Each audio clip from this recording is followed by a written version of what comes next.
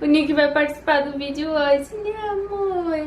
Oi, primeiramente, eu vou trazer vocês um pouco mais perto, né? Sejam bem-vindos a mais um vídeo de Flash. Vai ser mais um vídeo Story Time, porque aparentemente vocês gostam bastante os vídeos de Story Time da Coreia que eu contei pra vocês. Vocês gostaram? Então, let's dive right into it. Vamos direto ao ponto. Então eu vou contar histórias pra vocês, as minhas histórias dos maiores micos que eu paguei na Coreia do Sul, porque é isso que vocês querem saber, né? Estrangeiro pagando mico na Coreia do Sul. E olha, eu tô com uma camiseta de panda. Então vamos lá, direto ao ponto. O meu maior mico que eu paguei na vida, poucas pessoas sabem, é na vida, não é só na Coreia, mas eu estava na Coreia.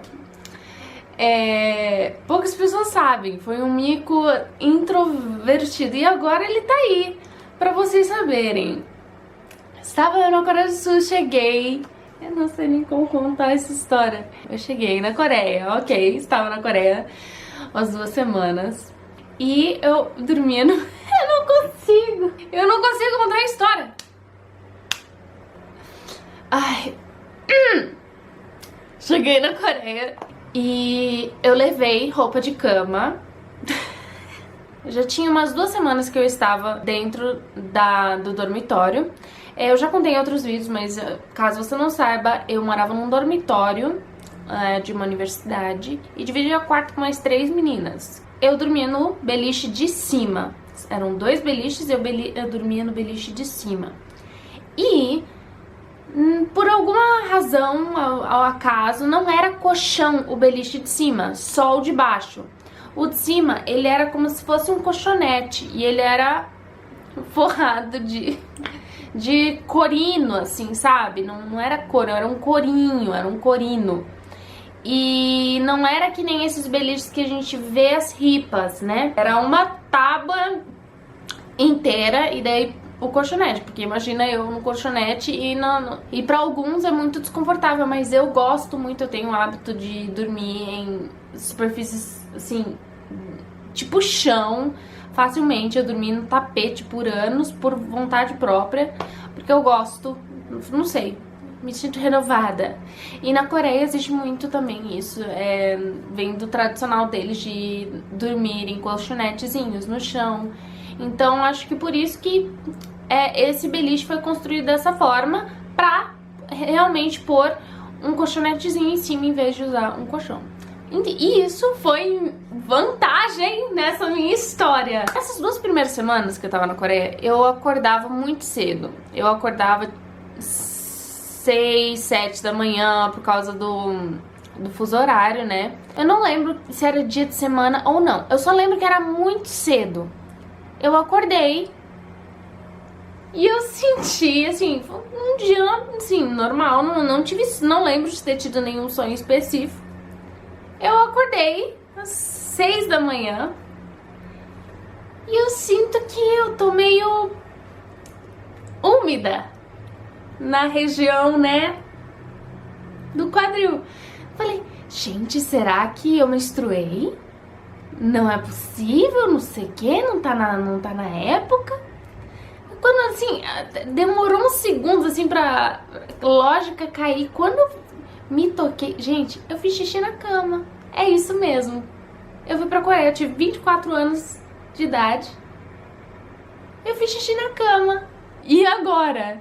Imagina, eu no beliche de cima.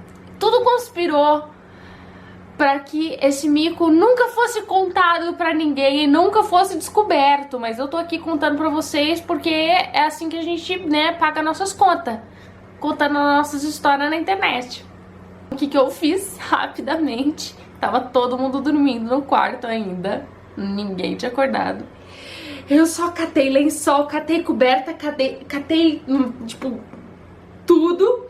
Pijama, tirei, troquei a roupa, assim, no maior silêncio do universo. Eu acho que eu nunca fui tão quieta na vida pra ninguém reparar que eu fiz xixi na cama. E foi uma, tipo, não foi assim, um pouquinho, foi bastante. E daí eu peguei, catei tudo aquilo, levei, tinha a lavanderia dentro do dormitório, joguei tudo dentro pra lavar, daí eu voltei pro quarto, subi no beliche com coisa pra limpar, um paninho pra limpar, com coisa de limpeza, limpei o colchão, ainda bem que era de corino, né, porque senão eu ia ter absorvido, limpei em cima, não tinha chegado a pegar embaixo, que eu me lembro, mas eu limpei embaixo também, dos lados, tudo, e a menina no andar de baixo estava dormindo, inclusive. Imagina, se o beliche fosse de ripa de madeira, imagina, eu não sei que horas que eu fiz esse xixi, eu não sei o que aconteceu, porque nunca me aconteceu isso antes, só quando eu era criança. Imagina, né?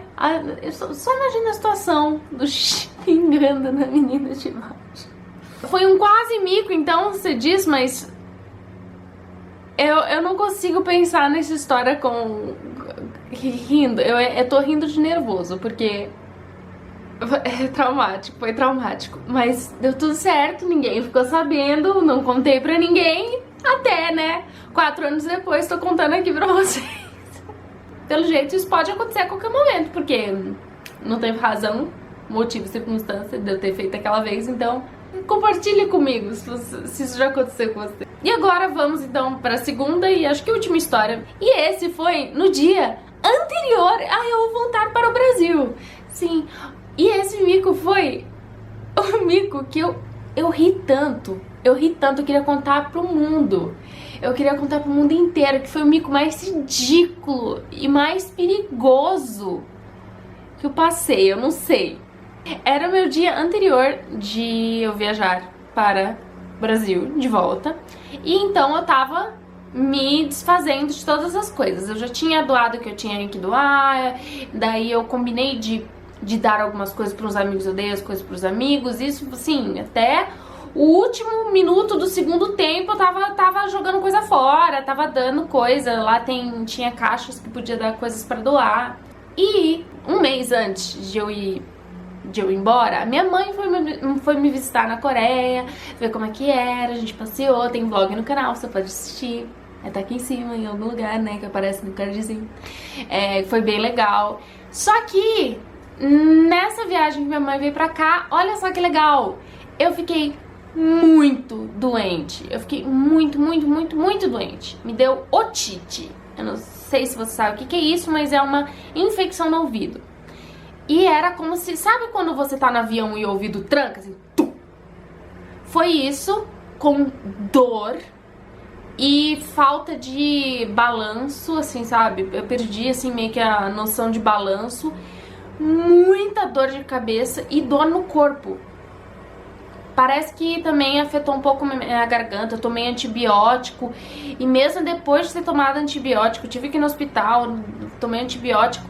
E mesmo depois do antibiótico eu continuei doente, estragou a viagem da minha mãe praticamente. Eu não consegui levar ela pra muitos lugares que eu queria ter levado. Eu deixava ela passeando sozinha enquanto eu ficava sentada no Starbucks. Desculpa, mãe.